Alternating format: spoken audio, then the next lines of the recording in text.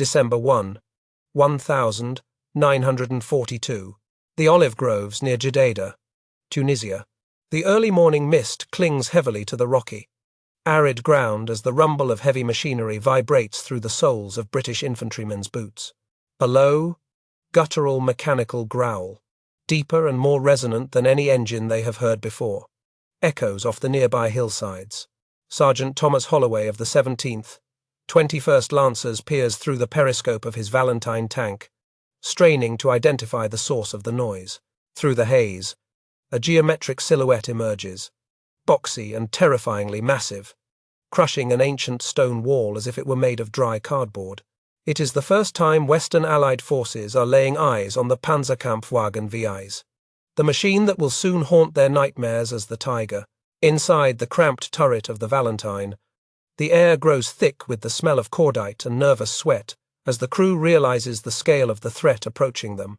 The British 2-pounder gun, a weapon that had served adequately against lighter Italian armour and early German panzers, suddenly feels like a toy in the face of this 57-ton behemoth.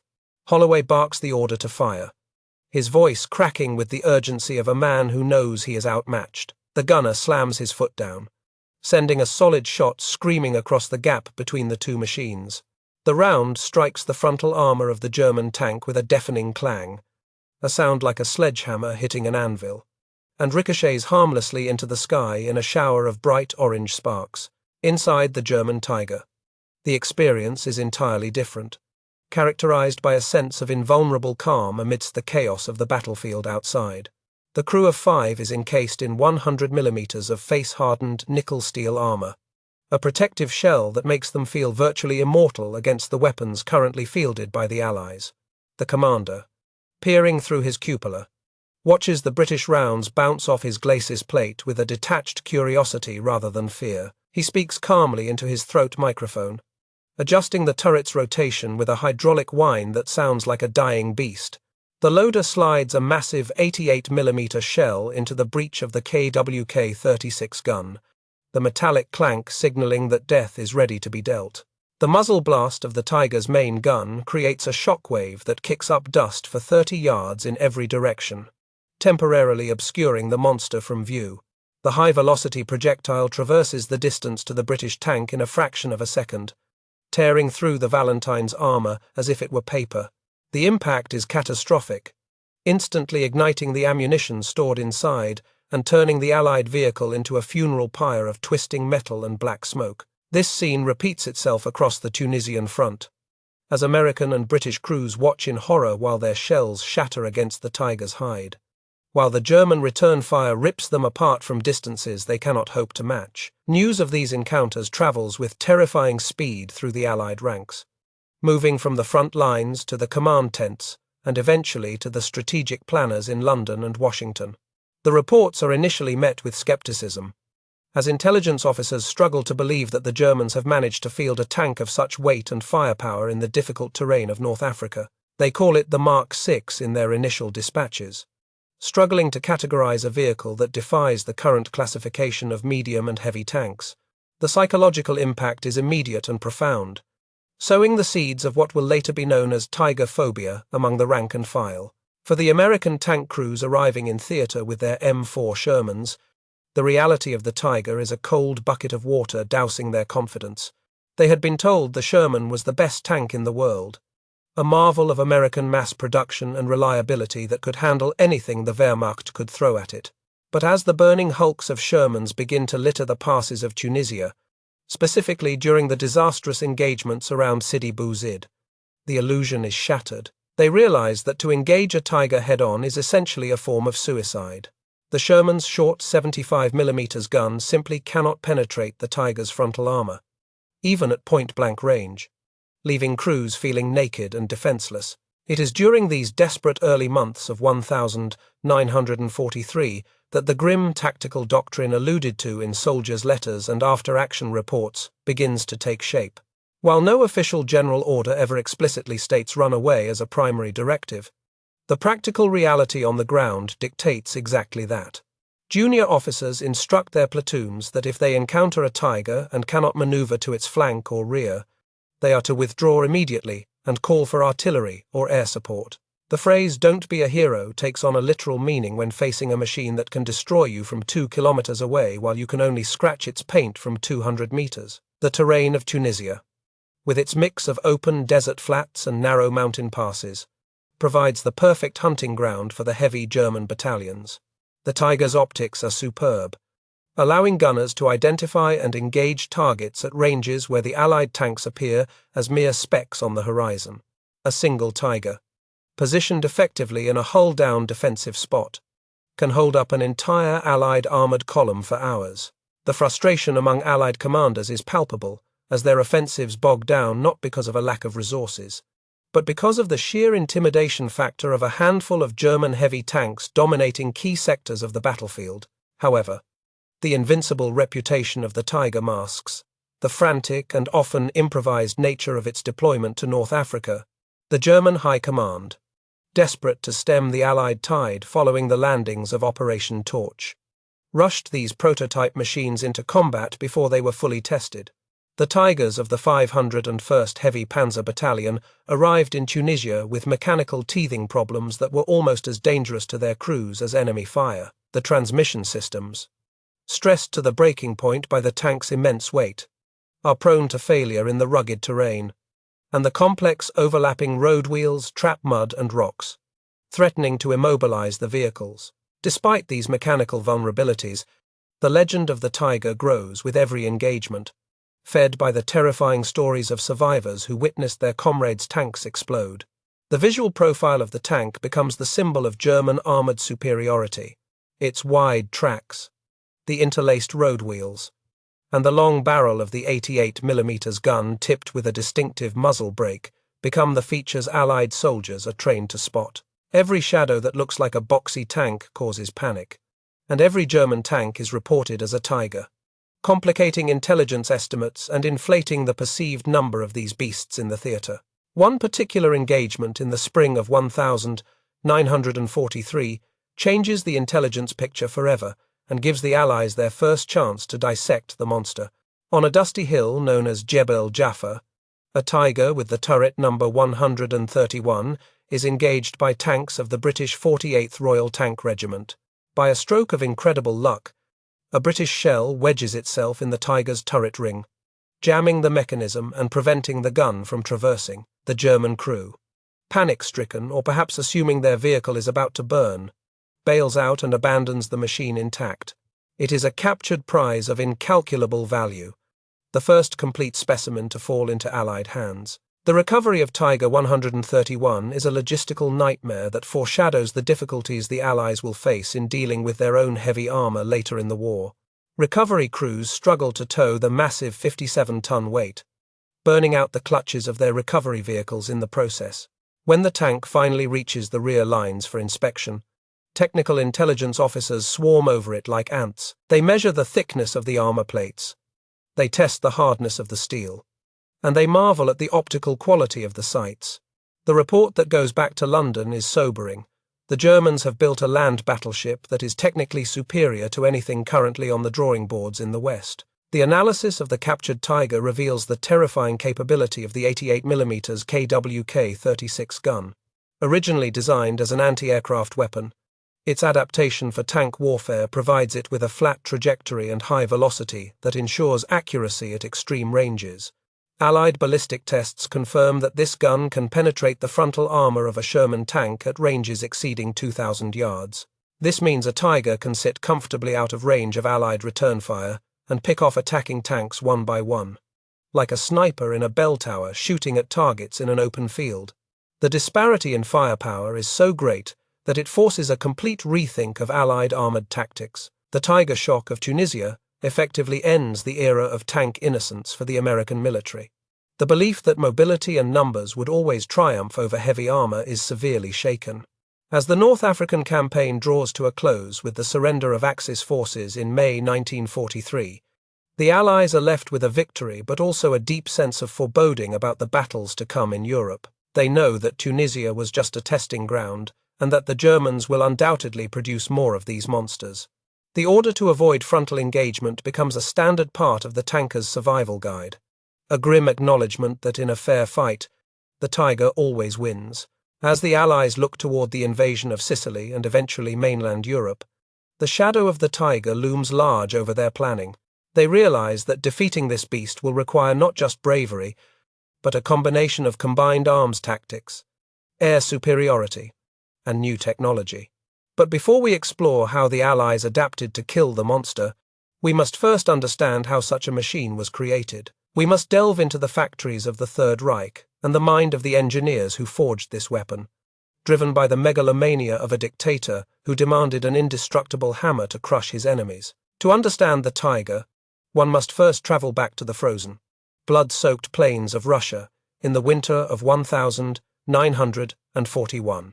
The Wehrmacht, drunk on the successes of the Blitzkrieg in France and Poland, had driven deep into the Soviet Union, expecting another collapse of their enemy. Instead, they hit a wall of steel in the form of the Soviet T-34 and KV-1 tanks. German tank crews watched in horror as their 37mm and 50mm shells bounced harmlessly off the sloped armor of these Soviet machines. The panic that spread through the German high command was immediate and visceral. They realized that their technological superiority, a cornerstone of Nazi propaganda and military doctrine, had effectively evaporated overnight. The call went out to German industry with frantic urgency: build a tank that can destroy anything the Russians have, and build it bigger, thicker, and deadlier than anything ever seen before. This demand for a breakthrough tank landed on the desks of two rival engineering firms, Henschel and Porsche, setting off a fierce competition fueled by ego and political maneuvering.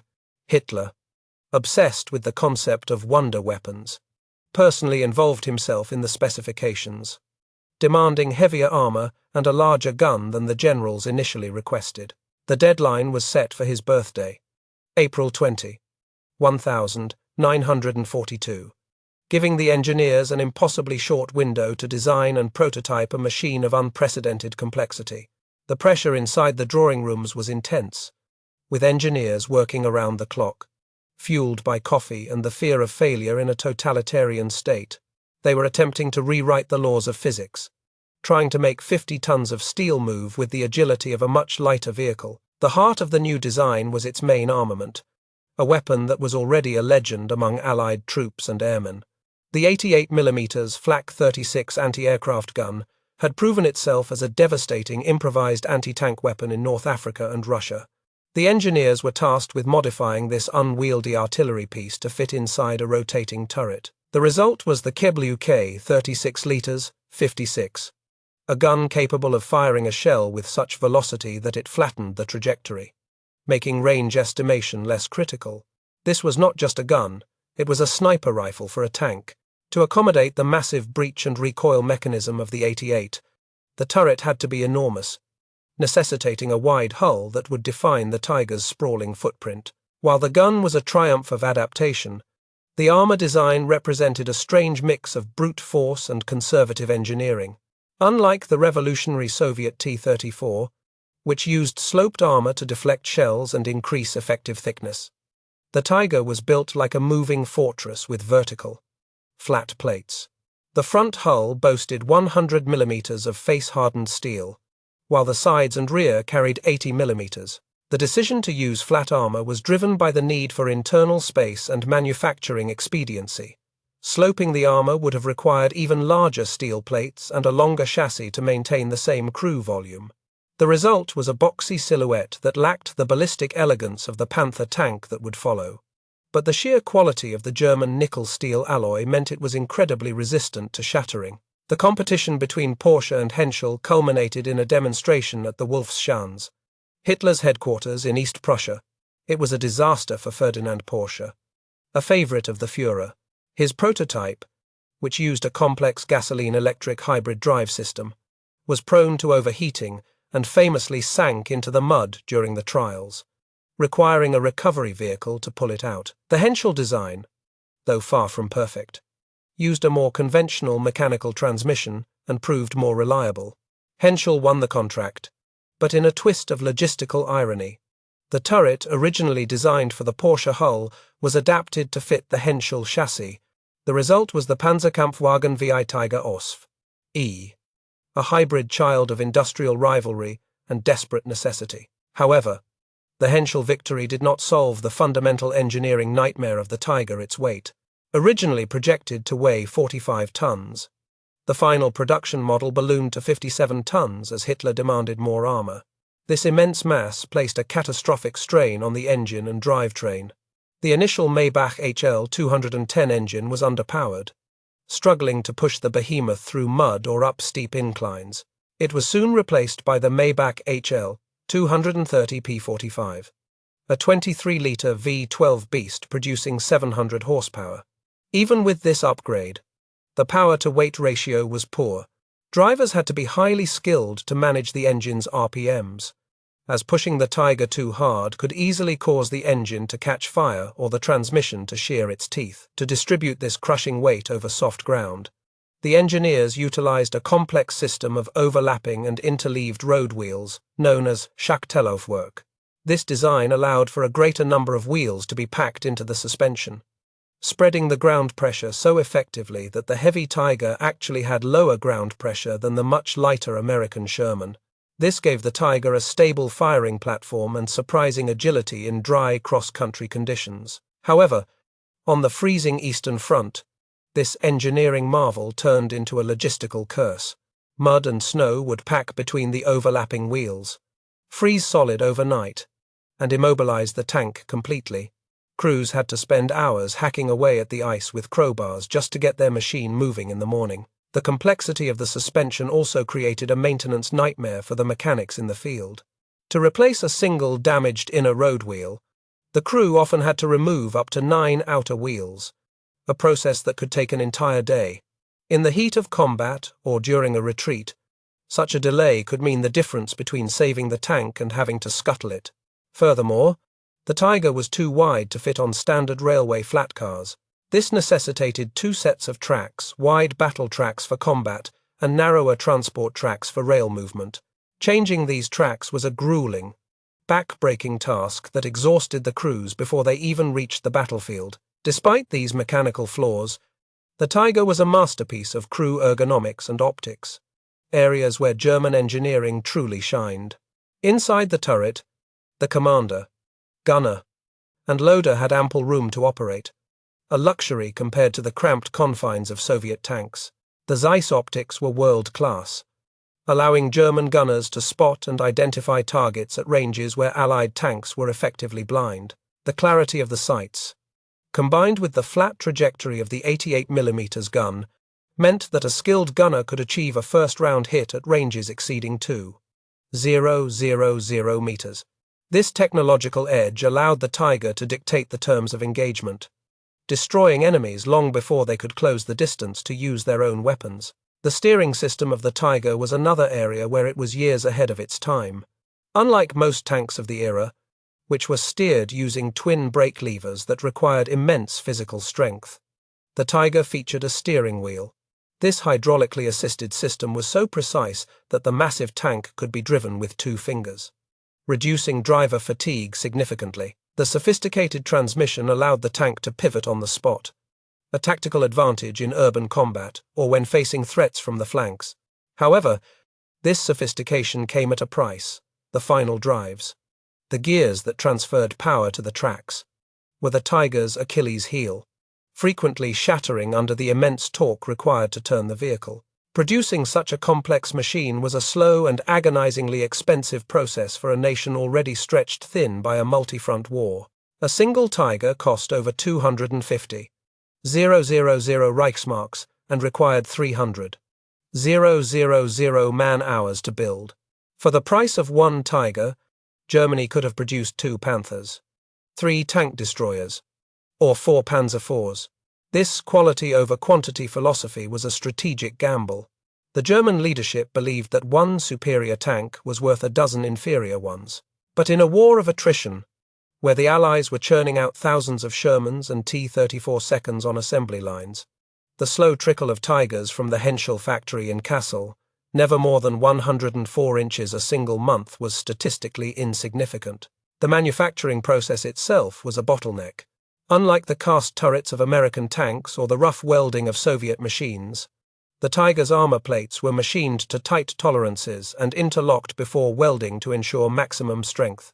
This craftsmanship resulted in a vehicle that was undeniably robust but unsuited for mass production. As Allied bombing raids intensified, the supply chain for the specialized components, engines, transmissions, and optical glass began to fragment. Finished hulls would sit in the factory yard waiting for a single missing part, while the front lines screamed for reinforcements. The Tiger was a boutique weapon fighting in an industrial war. By the time the Tiger was entering service in significant numbers in 1943, it had already established a reputation as a mechanical prima donna. It required a massive logistical tail, including specialized recovery vehicles like the Burge Panther and heavy gantry cranes for field maintenance.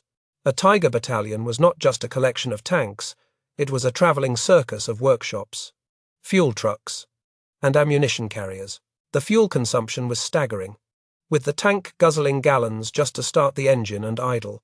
In a Germany that was increasingly starved of oil, the Tiger's thirst was a strategic liability that would eventually leave many of them abandoned on the roadside.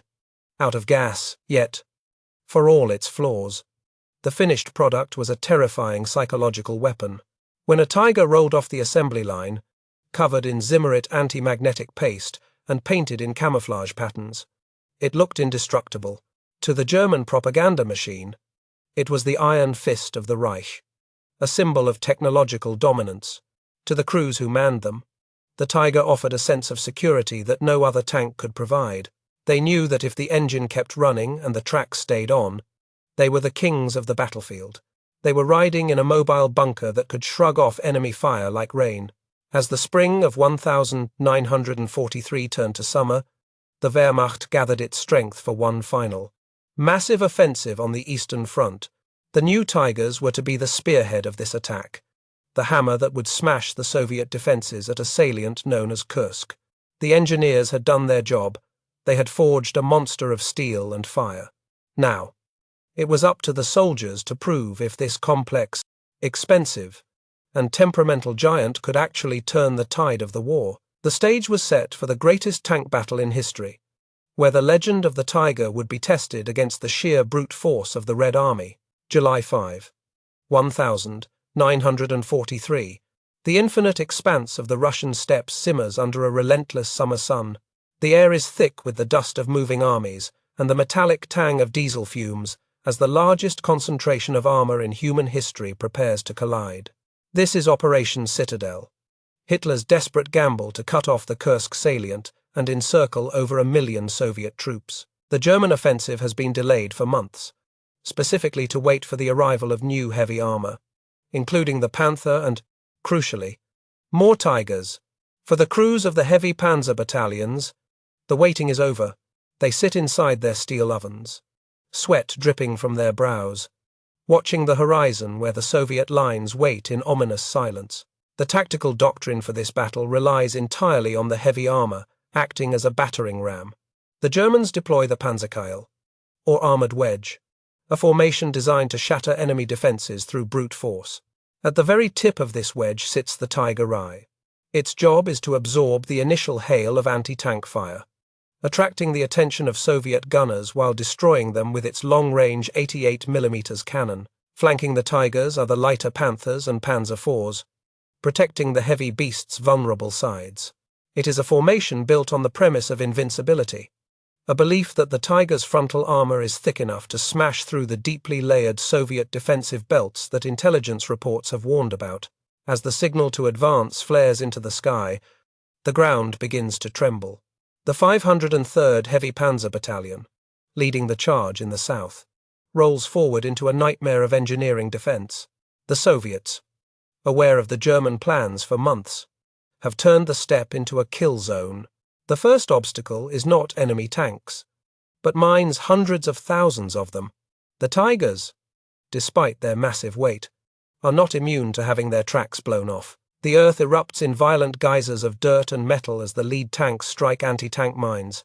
For a Tiger crew, hitting a mine is a jarring, deafening concussion that snaps heads back and fills the compartment with dust, leaving the tank immobilized and a sitting duck for artillery. Despite the mines, the Tigers push on, their guns roaring to life. The engagement distances here are vast, often exceeding 2 kilometers. This is where the Tiger reigns supreme. The gunners, utilizing their superior Zeiss optics, pick out the muzzle flashes of concealed Soviet anti-tank guns.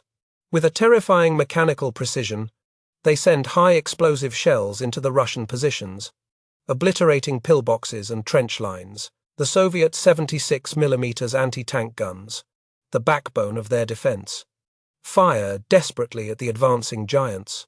But at this range, their shells merely scratch the Tiger's paint or shatter against the face-hardened armor, leaving the German crews shaken but unharmed.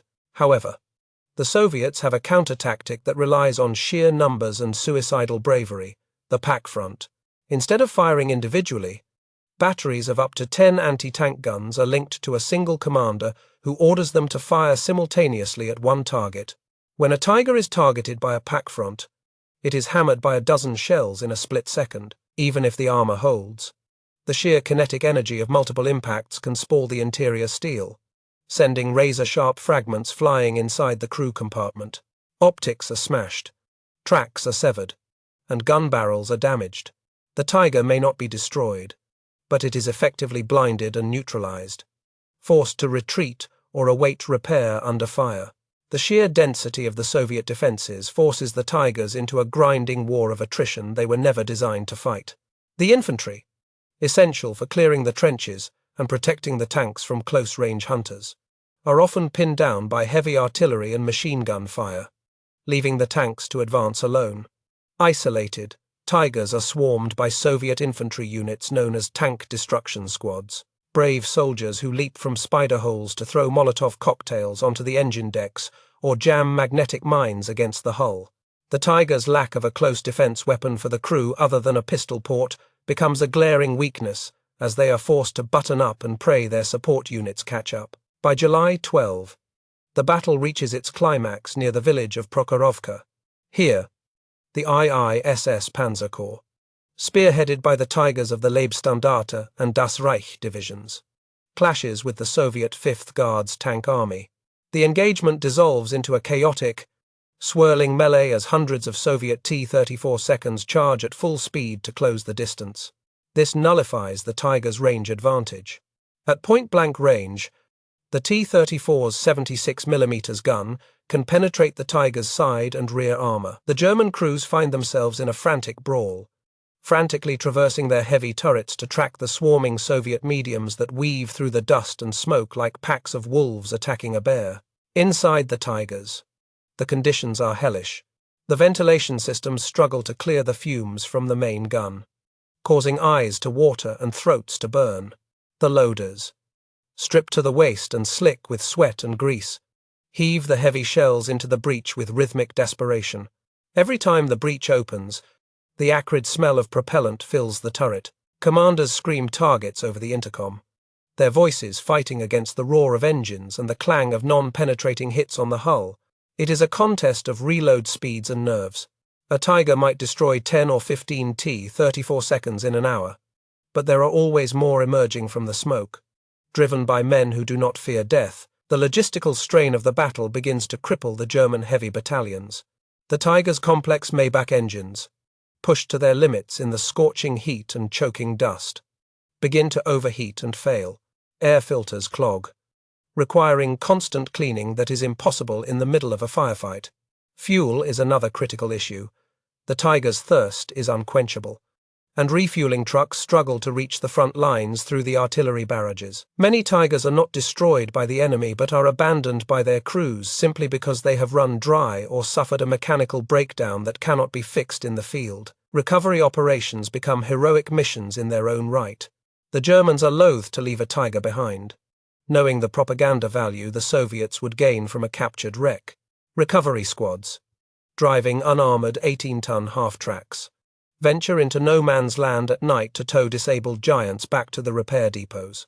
It is backbreaking work, often performed under mortar fire. The mechanics work until they collapse from exhaustion, welding patches over shell holes and replacing shattered road wheels, only for the tank to be sent back out and disabled again the next morning.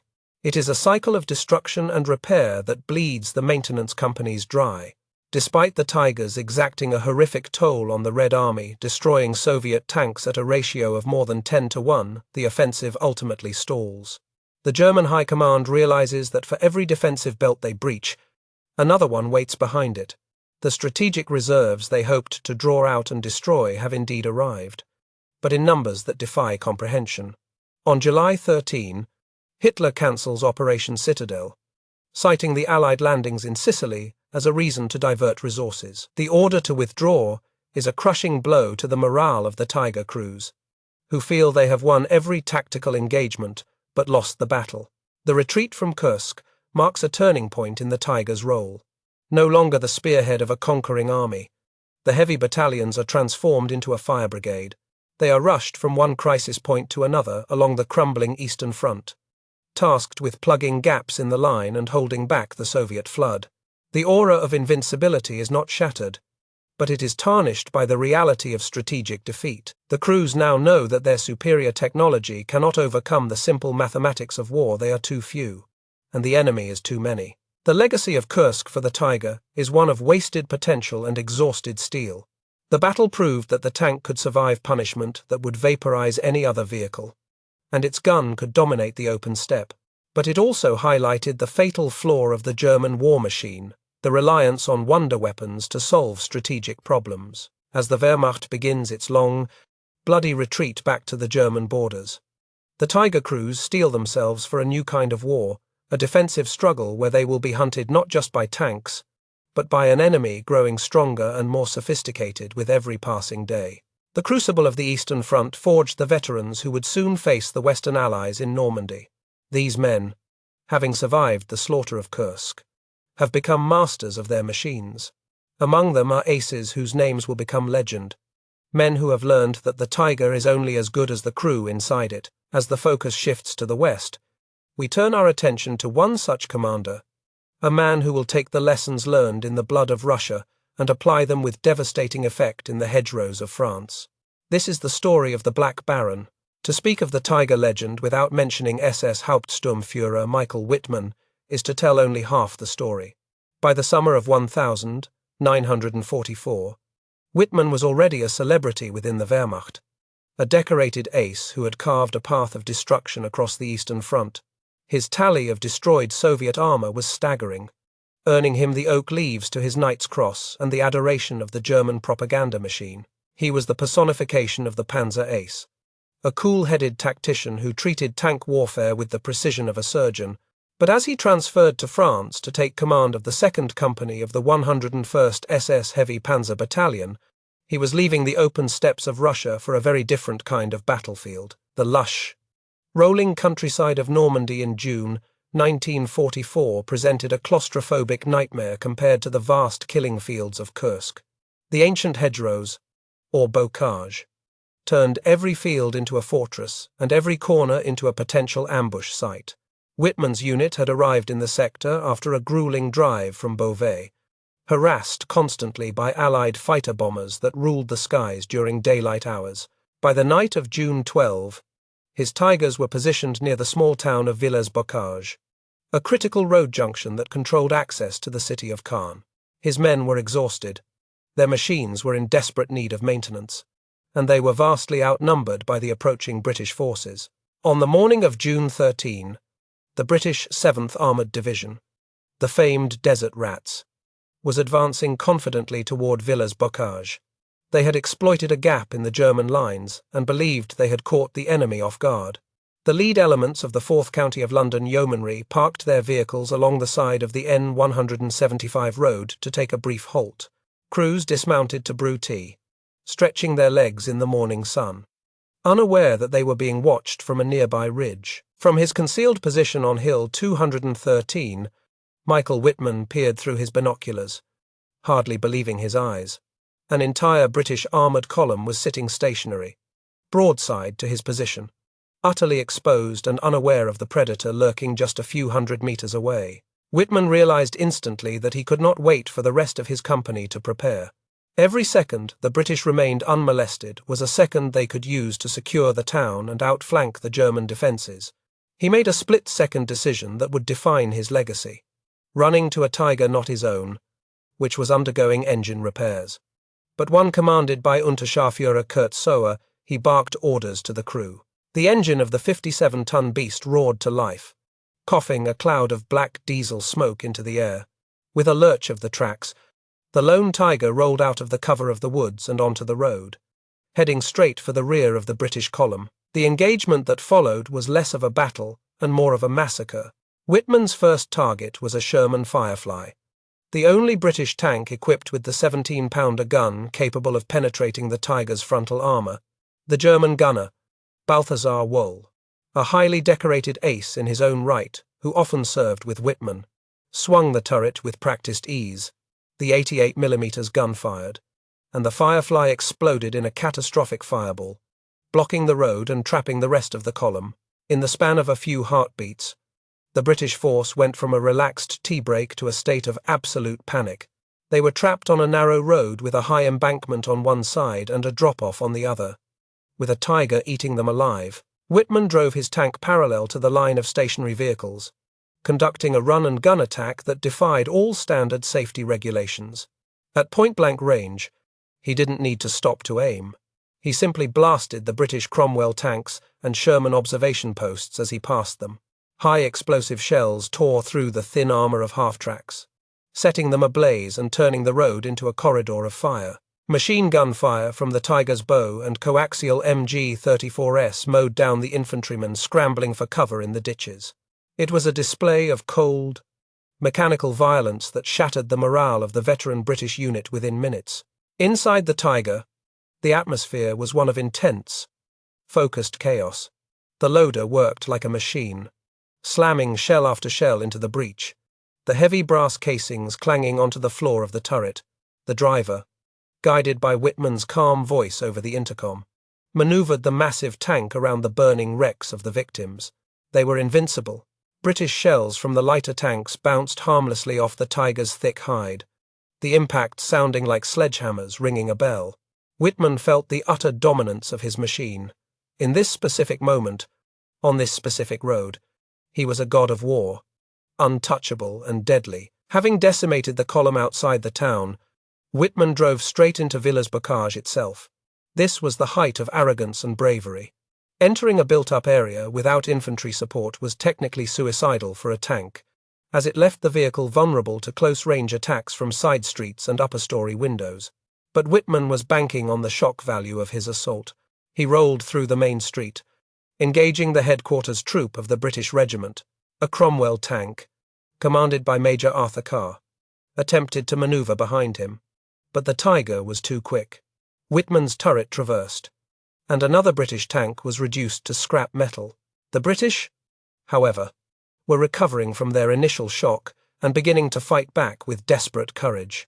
As Whitman reached the center of the town, he found himself facing a Sherman Firefly commanded by Sergeant Lockwood.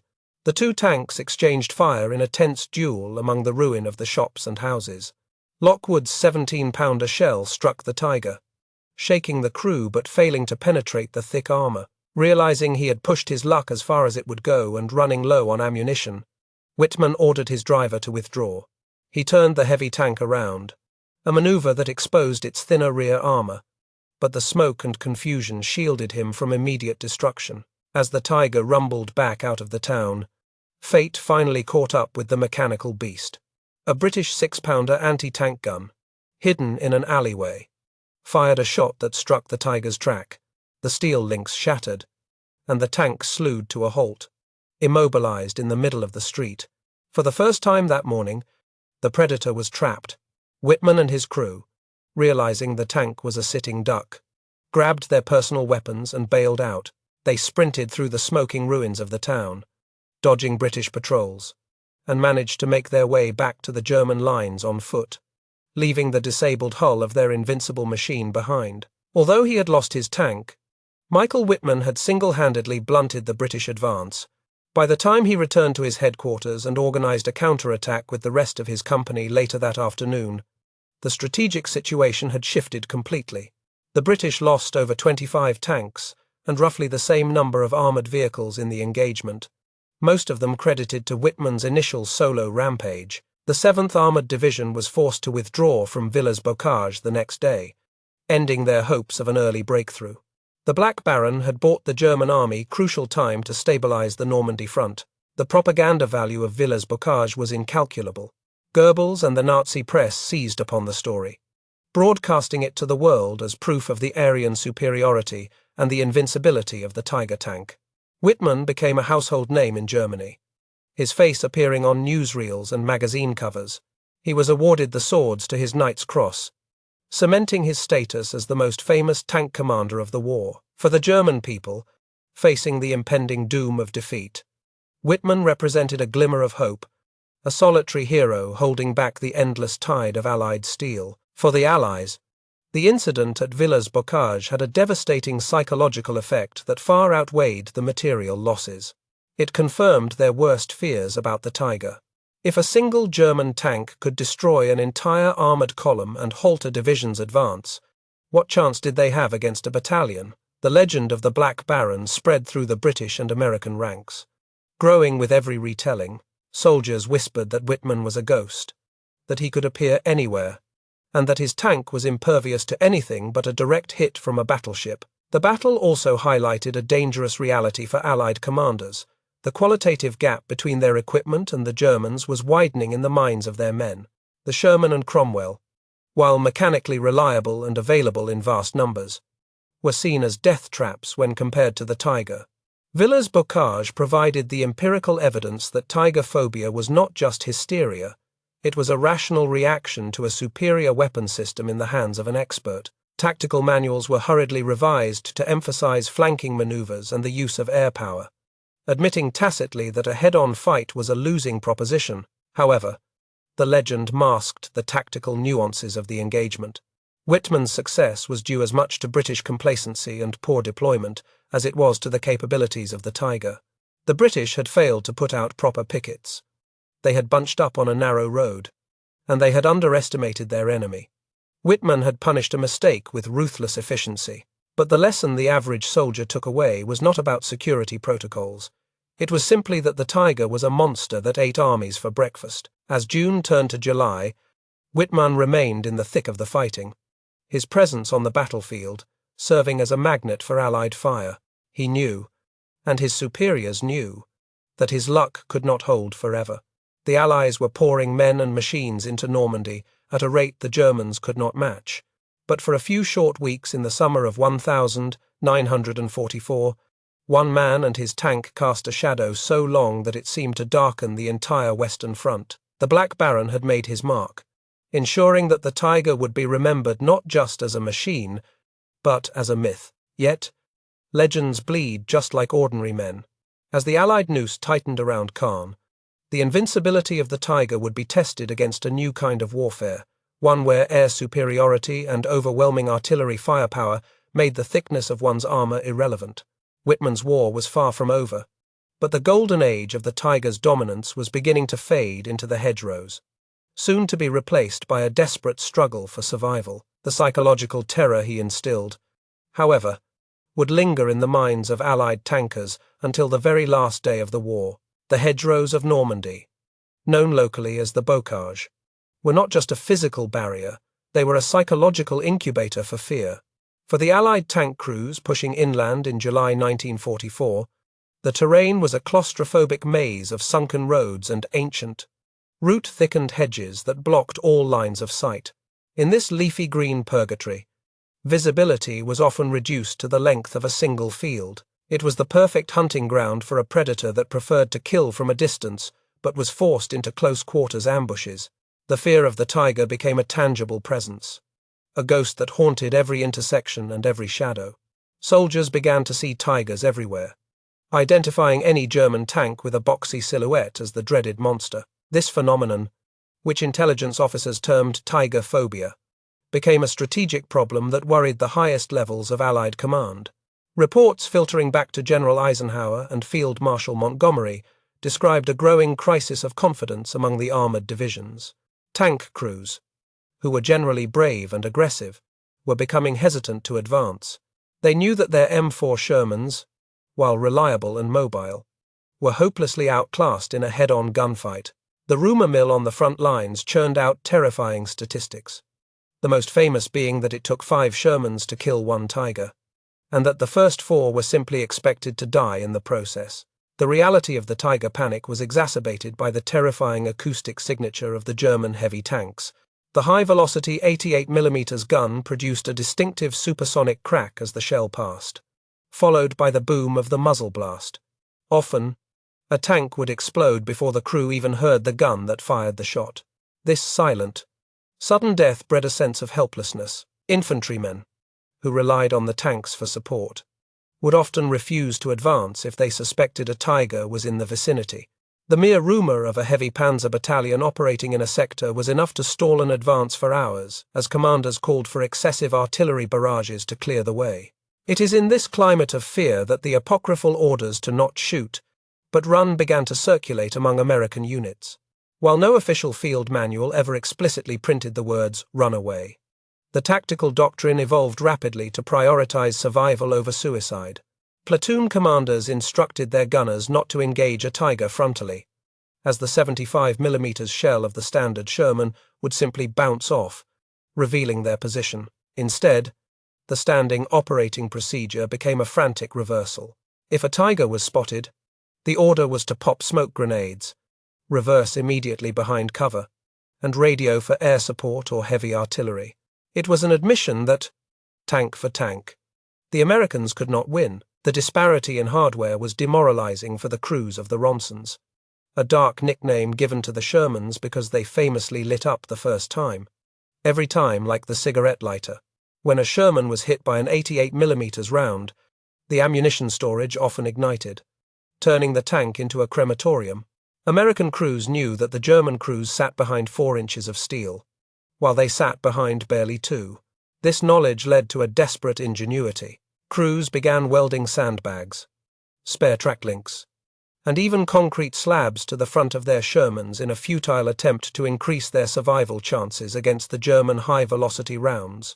One of the most harrowing tactics developed to counter the Tiger involved a sacrificial form of teamwork. If a platoon was forced to engage, they would attempt to swarm the German giant. 1 or 2 Shermans would expose themselves to draw the Tiger's fire, essentially acting as live bait. While the slow-turning turret of the Tiger tracked these distractions, the other tanks would race wildly to the flanks, hoping to get a shot at the thinner side or rear armor. It was a terrifying game of cat and mouse where the mice were made of steel and the cat had claws that could rip them apart from a mile away. The psychological impact was not limited to the tankers. It permeated the infantry as well. Soldiers claimed that the Tiger had a distinct, guttural engine growl that was deeper than the Panzer IV or the Panther. In the silence of the Normandy night, the sound of a heavy Maybach engine starting up could cause panic in the foxholes. Every squeaking track link or snapping branch was interpreted as a Tiger stalking them. This paranoia led to vast over-reporting of Tiger numbers. Post-war analysis showed that in many sectors where American troops reported fierce battles with Tigers, there were actually no heavy tanks present, only Panzer IVs with armor skirts that mimicked the Tiger's silhouette. To combat this paralysis, Allied commanders had to rely on unconventional weapons. One of the few things that terrified a Tiger crew was white phosphorus, known to the troops as Willie Pete. The Sherman's 75mm gun, while useless against the armor, could fire a phosphorus shell that would explode in a cloud of burning chemical smoke. If the round hit the front of the Tiger, the burning phosphorus would be sucked into the tank's ventilation intakes. The acrid, choking smoke would blind the crew and force them to evacuate the vehicle, coughing and gasping for air. It was a psychological weapon used to break the nerve of the German elite. In the British sector, the situation was slightly different but equally desperate. The British had the Sherman Firefly, a modified tank fitted with the powerful 17-pounder gun. This was the only Allied tank gun capable of killing a Tiger at combat ranges. However, the Germans knew this too. Tiger commanders were trained to identify the Firefly, distinguished by its longer barrel and muzzle brake, and destroy it first.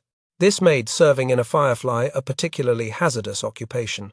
British crews would try to disguise their long barrels with paint or foliage to look like standard Shermans, hoping to buy themselves a few seconds of anonymity before the shooting started. The terrain of Normandy favored the defender so heavily that a single Tiger could hold up an entire armored division.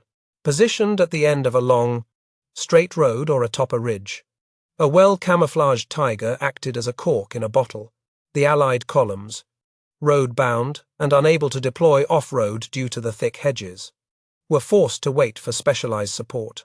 This usually meant calling in the Typhoon or P-47 Thunderbolt fighter bombers. The cry of tank over the radio became synonymous with a request for air support, as soldiers looked to the sky for salvation rather than trusting their own guns. Despite the fear, there were moments of incredible bravery where Allied crews managed to kill the monster. These victories were celebrated wildly and often embellished. A Sherman crew that destroyed a Tiger was treated with awe, their tank painted with a white ring on the barrel or a swastika on the hull. These stories were circulated intentionally by command to prove that the beast could bleed. Training films were hurriedly produced and distributed, showing soldiers the Tiger's weak points, the exhaust vents, the commander's cupola, and the lower hull trying to replace blind panic with calculated aggression. However, the runaway myth had a kernel of hard truth. In several after-action reports from July and August 1944, unit commanders justified their withdrawal by citing the presence of superior enemy armor. They argued that preserving their tanks for a more favorable engagement was better tactical sense than feeding them into a meat grinder. This pragmatic approach saved lives but frustrated the infantry commanders who needed immediate support. The tension between the desire to advance and the instinct for self-preservation defined the Allied armored experience in the summer of 1944. The psychological dominance of the Tiger created a unique battlefield dynamic where the reputation of the weapon was as effective as the weapon itself. A German unit could sometimes bluff an Allied advance simply by exposing the nose of a tank that looked like a Tiger. The mere threat of its presence forced the Allies to move cautiously, checking every hedgerow and shelling every suspicious shadow. This caution bought the German army time, the only resource they had left in abundance as their fuel and manpower dwindled. As the Allies eventually broke out of the bocage and the war of movement resumed across France, the Tiger's advantage began to wane. In the open country, the Allies could use their superior numbers to outmaneuver the slow German heavy battalions, but the scars of the bocage remained. The veterans who survived those months would never forget the feeling of helplessness when facing the German steel wall. They carried the Tiger phobia with them all the way to Germany, a lingering respect for a machine that had proven itself to be the apex predator of the European battlefield. Yet, even predators have weaknesses. As the summer heat intensified and the retreat to the Seine began, the Tiger crews faced a new enemy that no amount of armor could defeat: mechanical exhaustion and total air supremacy.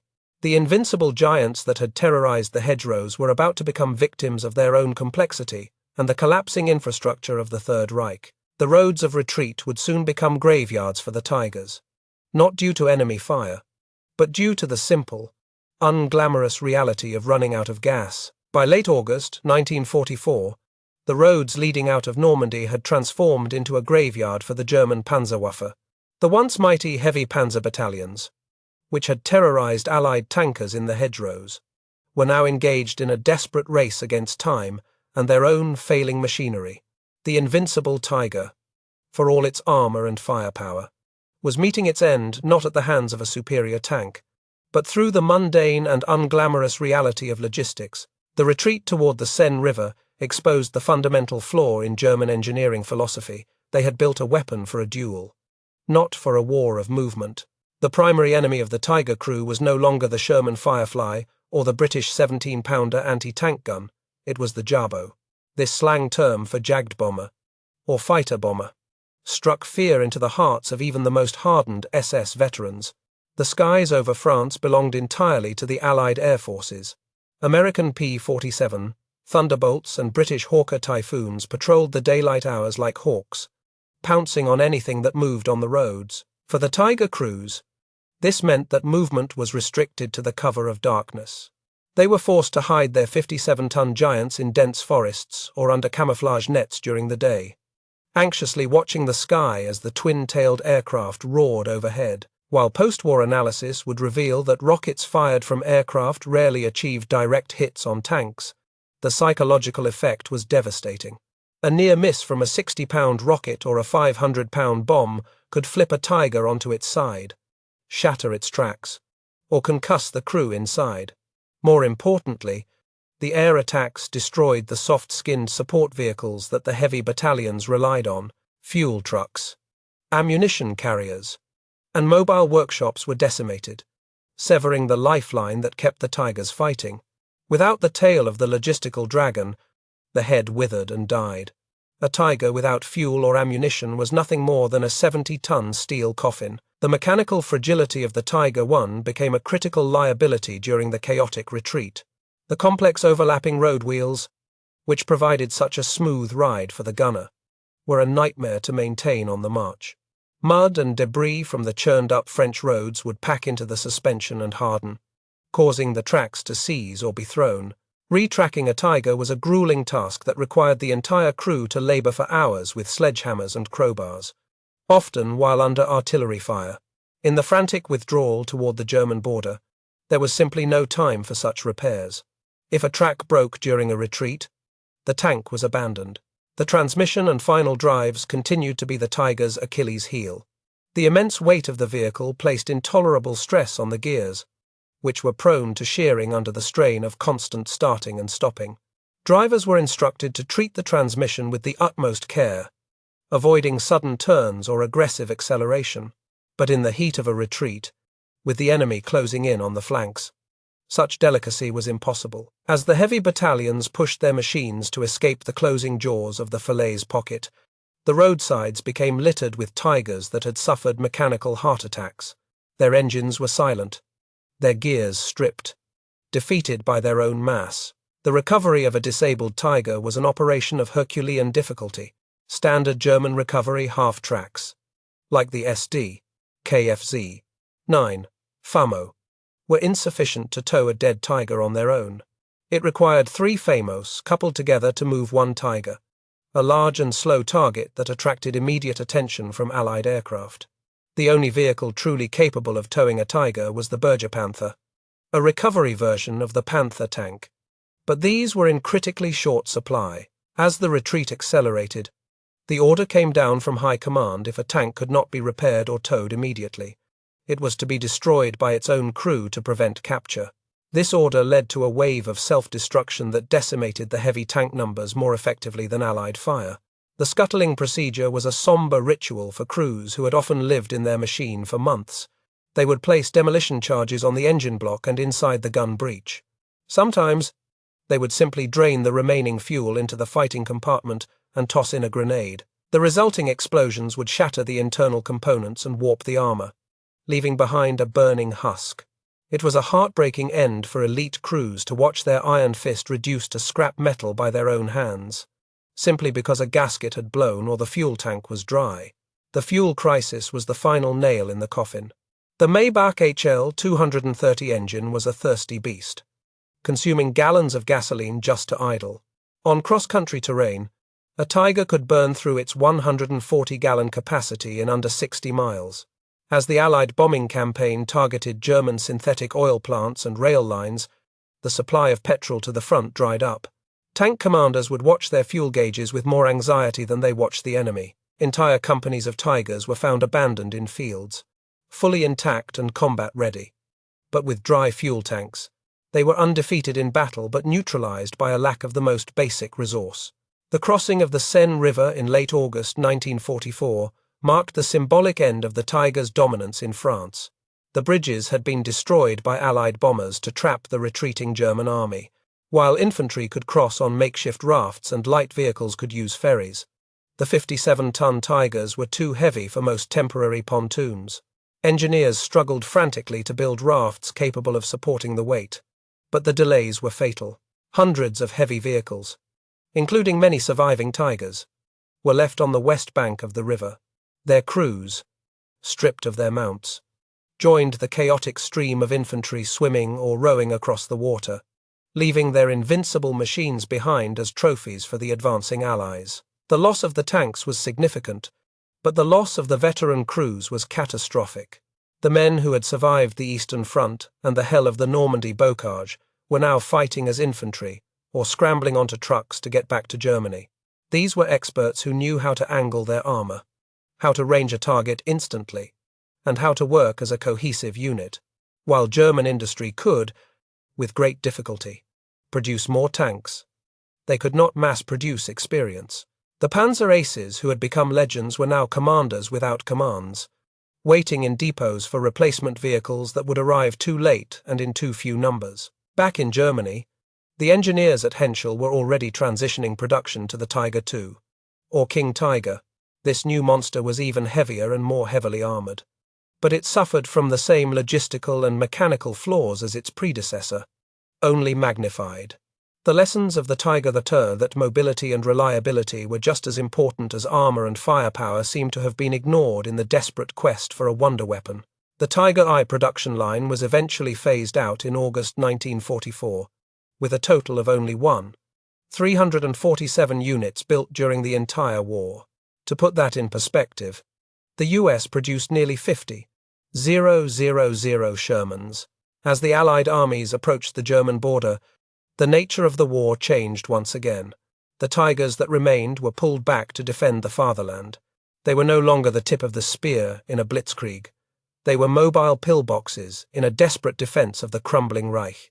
The wide open spaces of France were gone, replaced by the urban ruin of German cities and the dense forests of the Ardennes. The Tiger was coming home, but it was a limping, battered giant, stripped of its air cover and fuel, preparing for one last stand against a world that had united to destroy it. The psychological impact of the Tiger, however, remained potent even in these final months. Allied soldiers crossing into Germany still approached every town with trepidation, fearing that a Tiger might be lurking around the corner of a bombed-out building. The reputation of the machine had outlived its tactical utility. Even as the Wehrmacht collapsed, a single Tiger appearing on the skyline could still cause an American column to halt and call for air support. The Tiger phobia was deeply ingrained, a testament to the trauma inflicted during the battles of Tunisia, Kursk, and Normandy. But the cracks in the armor were now gaping wounds. The German war machine was running on fumes, and the Tiger I was the ultimate symbol of its hubris, a weapon of terrifying power that was too complex, too expensive, and too heavy to save the regime that created it. The final chapter of the Tiger would not be written in a glorious charge, but in a gritty, grinding defense, where every shell fired was precious and every gallon of fuel was paid for in blood. The stage was set for the final collapse. December 1944. The Ardennes Forest. Belgium. The trees are heavy with snow and the fog lies thick in the valleys, grounding the Allied air force that had decimated the German columns in France. This is the stage for Hitler's final gamble, the offensive known to history as the Battle of the Bulge. Among the spearheads of the 6th Panzer Army are the remnants of the heavy tank battalions, now a motley collection of surviving Tiger Is and the terrifying new Tiger II, or King Tiger. For the American soldiers shivering in their foxholes, the nightmare has returned. The distinctive clanking of heavy tracks on frozen roads signals that the monsters are not extinct. They have merely retreated to their lair to strike one last time. The Tiger II represents the ultimate evolution of the German heavy tank philosophy, and also its ultimate failure. Weighing nearly 70 tons and armed with an even longer 88mm gun, it is a fortress on tracks. Its sloped armor, finally adopting the lessons learned from the Russian T-34, makes it virtually impervious to almost any Allied anti-tank weapon from the front. However, this increase in protection comes at a fatal cost. The engine is essentially the same one used in the lighter Tiger I and Panther, meaning the vehicle is woefully underpowered. In the narrow, twisting roads of the Ardennes, these leviathans struggle to maneuver, consuming fuel at an astronomical rate that the crumbling German logistics system cannot sustain.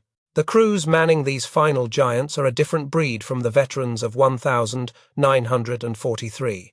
Many of the aces are dead or wounded, and the replacements are often teenagers, hurriedly trained and indoctrinated with fanaticism to replace their lack of experience.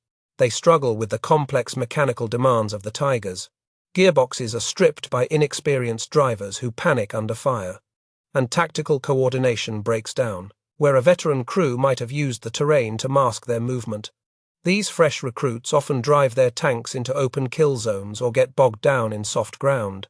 The machine is still deadly, but the mind guiding it is faltering. As the weather clears in late December, the Allied air superiority returns with a vengeance. The Jabos descend upon the stalled German columns, turning the Ardennes offensive into a highway of destruction. The Tigers, running low on fuel and unable to retreat quickly, become static targets. The roads are blocked by the burning husks of king tigers and panthers, abandoned not because they were penetrated by enemy shells, but because they ran out of gas or broke down. It is a replay of the retreat from France. But this time there is nowhere left to run. The borders of the Reich are looming, and the war is coming home to the factories that built these beasts. By the spring of 1945, the fight has moved into the ruins of Germany itself. The industrial heartland of the Ruhr is encircled, trapping hundreds of thousands of troops. In these urban battles, the Tiger loses its primary advantage range. Fighting in the rubble-choked streets of German cities, the engagement distances drop to under 100 meters.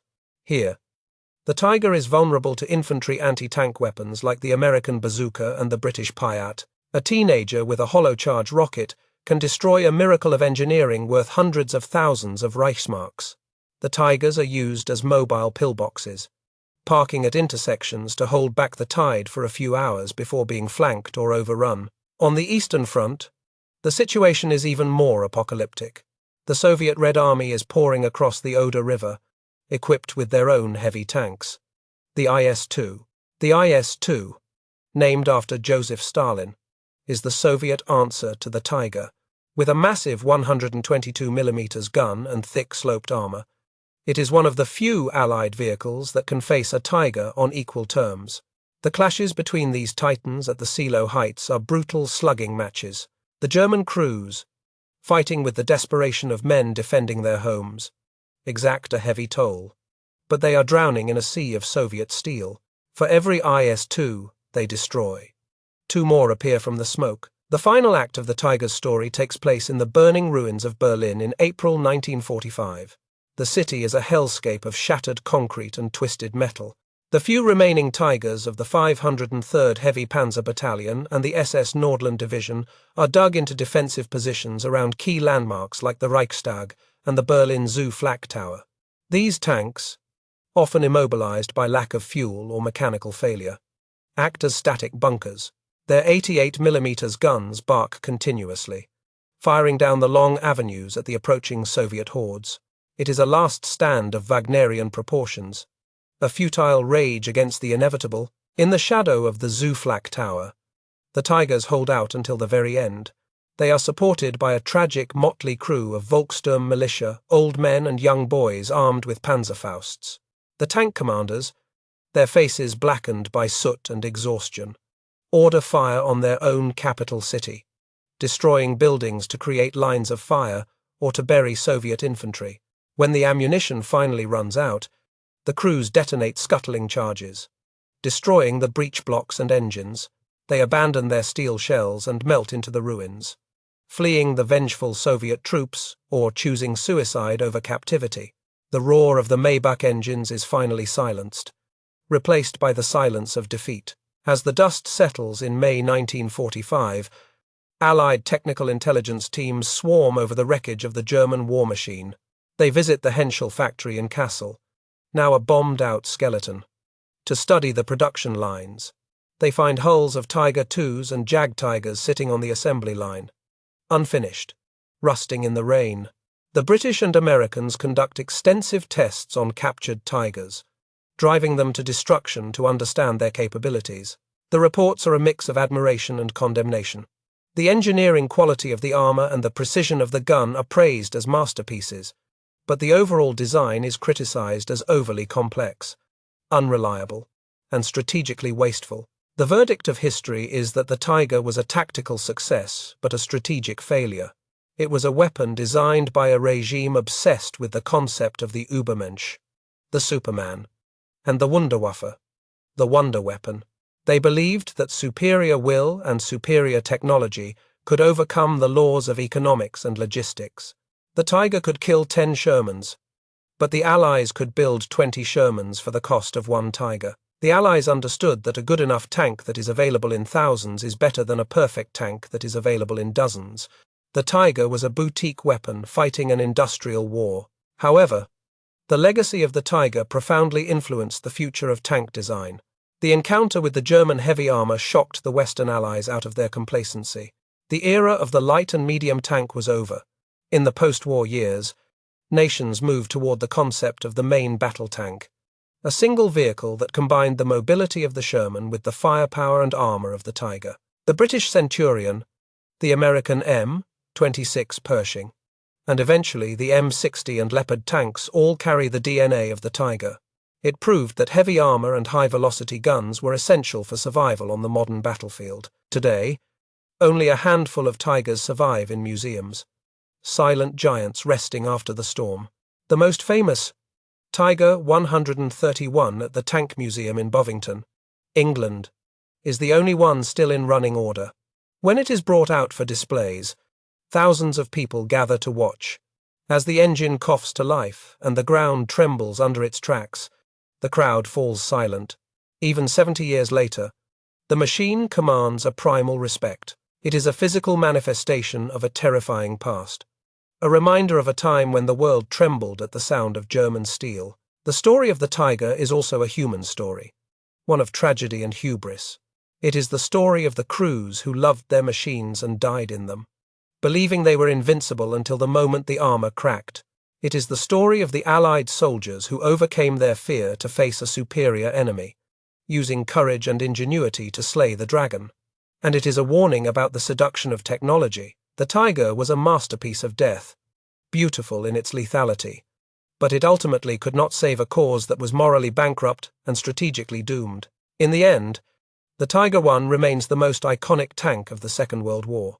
It has become a symbol of military power that transcends its actual impact on the outcome of the conflict. It represents the terrifying peak of tank warfare, the moment when the armored vehicle evolved from a support weapon into the dominant force on the battlefield. The monster is dead, its bones rusting in museums and battlefields, but the echo of its 88mm gun still rings through the pages of history, reminding us of the time when the Tiger prowled the earth.